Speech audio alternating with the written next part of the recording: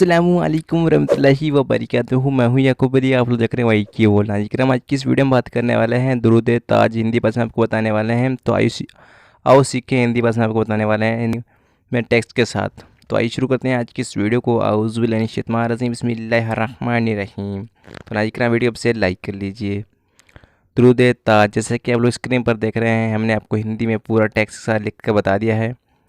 आप चाहो इस दुरूद ए ताज को याद भी कर सकते हैं, आप चाहे तो इसको पढ़ भी सकते हैं। तो आप लोग इस वीडियो को पूरा ज़रूर देखें और दुरूद ए ताज को पढ़ें ज़रूर।